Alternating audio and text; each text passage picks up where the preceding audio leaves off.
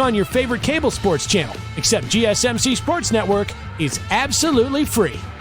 Hello everyone and welcome back into the GSMC Dead Ball Sports Podcast, brought to us always by the GSMC Sports Network. And we're going to address a comment that Tap to Learn made over the break, suggesting that the NFC North is up for grabs on our third segment.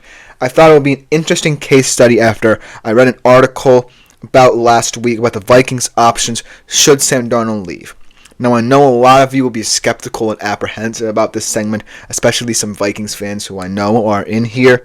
But I do think it's an interesting debate, right?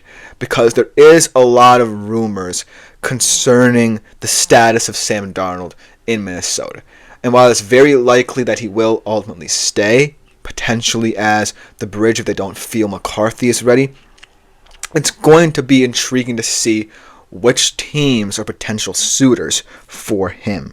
And then, one thing this article didn't address really well was the status of J.J. McCarthy, because ultimately he's an unknown commodity and the Vikings didn't really get to see him at all in this rookie season. A lot of people consider him to be one of the best quarterbacks in that draft. But there have also been slight rumors as well that McCarthy could be traded. And while this is a 0 in 100 chance situation for the Vikings, it is an interesting debate here to explore their options should the ultimate chaos moment occur for them.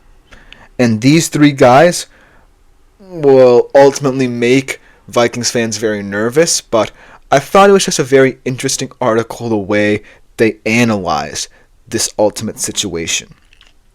So without further ado, if you're a Vikings fan, you might want to cover your ears. Let's talk with the three guys that could potentially be the saviors of Minnesota's 2025 season should everything go awry all of a sudden. And let's start off in Los Angeles talking about Jimmy Garoppolo. This is a guy who has experience as someone in the postseason. Definitely not the most attractive option if you're the Vikings, but someone who you know has been to the postseason, has worked in the McVay tree now. Kevin O'Connell stems from the McVay tree, so that connection could work in his favor. But it's ultimately more about the ambitions that Kevin O'Connell has in this offense. If he feels another game-managing kind of guy like Jimmy Garoppolo could work in this Vikings offense, by all means will be available on a cheap deal.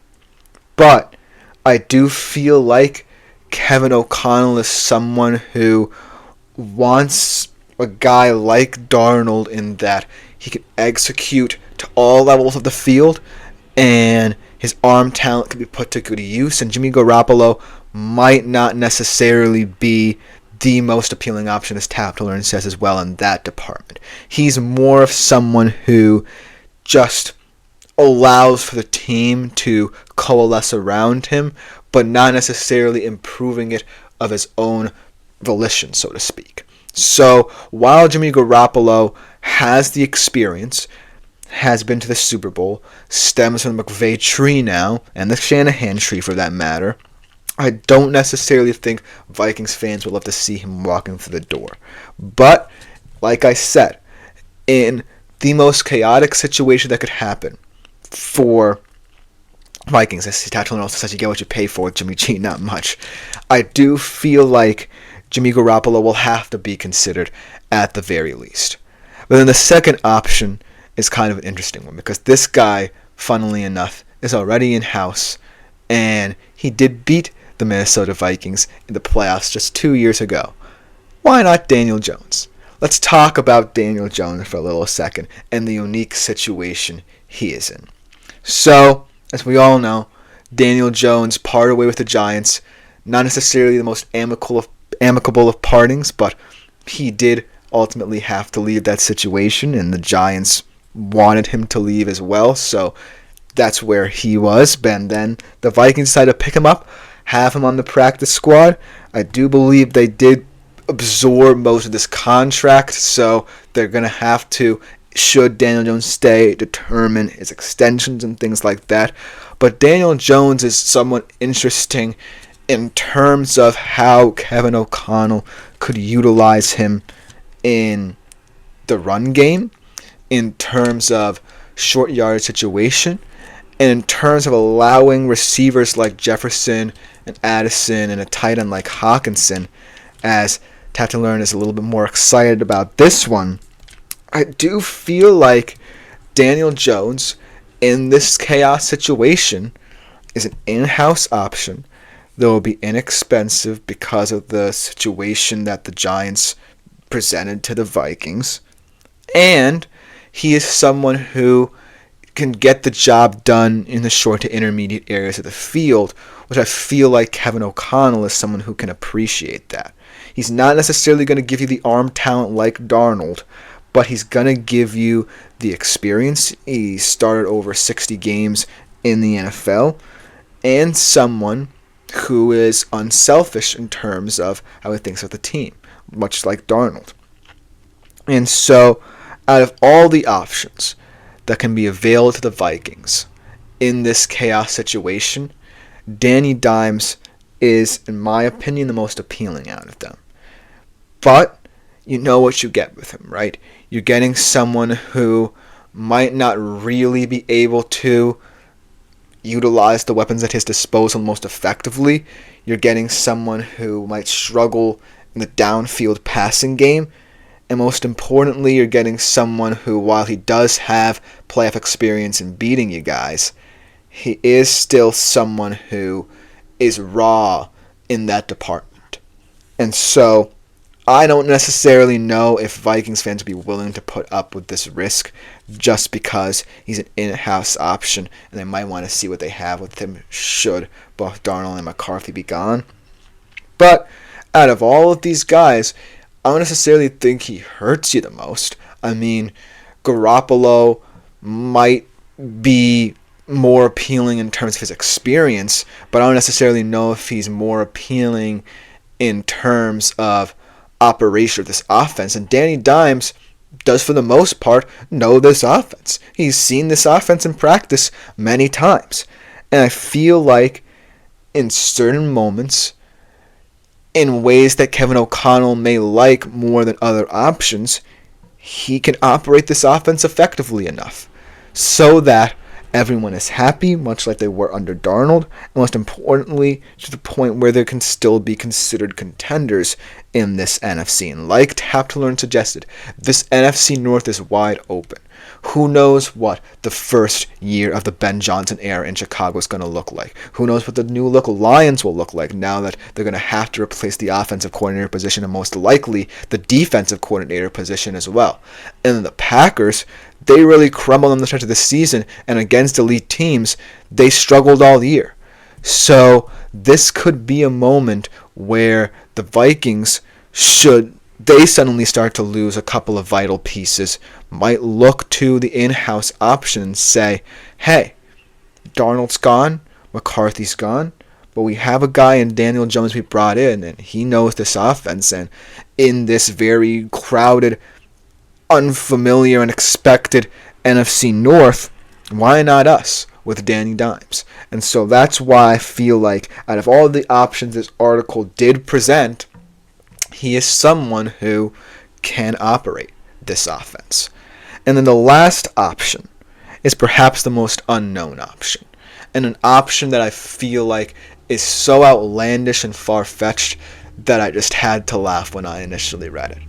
I feel like this guy has raw potential, but I don't necessarily know if the Vikings can trust him as a starter.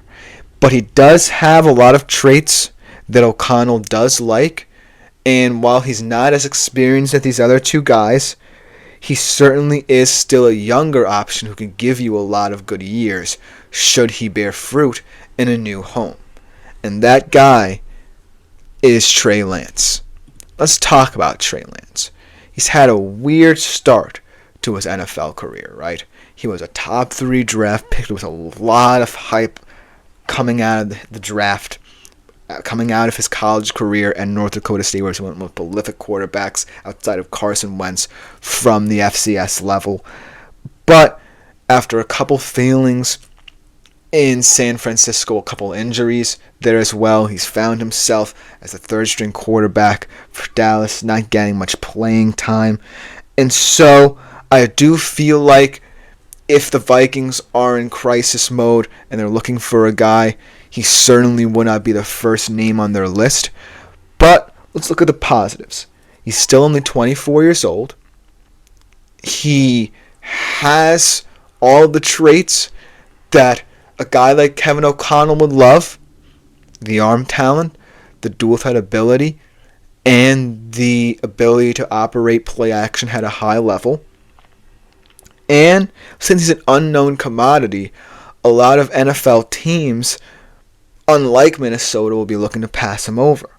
And so, if you want to take that risk and say, we might want to bring in someone new, potentially as a bridge quarterback, then why not Trey Lance? And it would be interesting to see as well. Say if Minnesota moves on from Darnold and reinstates a guy like McCarthy and gives McCarthy the keys to the car. It will be interesting to see if they bring in someone like Trey Lance to compete with him a little bit, with a similar age, who can really push him as well. That would give you a very young QB room, yes, a highly inexperienced one, yes, but one with a lot of raw potential as well. As Taftler says, KOC needs a playoff win before he takes on more reclamation projects. And I feel like if you're looking at it from a perspective of, okay, both Darnold and McCarthy are gone, like I'm thinking, like this article was thinking, then Trey Lance would have to be considered, because that's crisis mode for the Vikings, because they truly believed in J.J. McCarthy when they drafted him that high. But if, say, it's just Darnold moving on, and you keep McCarthy, and you want him to be pushed in training camp, and you want youth, and you want reclamation projects behind a guy like McCarthy, who himself is a reclamation project now that we think of it, then why not take a chance on Trey Lance? You would have McCarthy, Jones, and Lance in your QB room, and most importantly, youth and inexpensive contracts as well. So it's not like Lance would be a massive monster investment. It would just be that it would bolster the youthful exuberance of this quarterback room, so to speak, if that. And ultimately, this is just a crisis situation, just a whimsical article I read on CBS Sports that I was inspired by. Let me know what you think if you're also a Viking fan. Like, tap to learn in the comments, because coming up next, we transition to the world of men's college basketball and a very intriguing Wooden Award race and Freshman of the Year race as Cooper Flagg is gaining ground on a man who simply can't do anything about it, Johnny Broom, as he nurses an injury. We'll be right back after this short break to talk about that.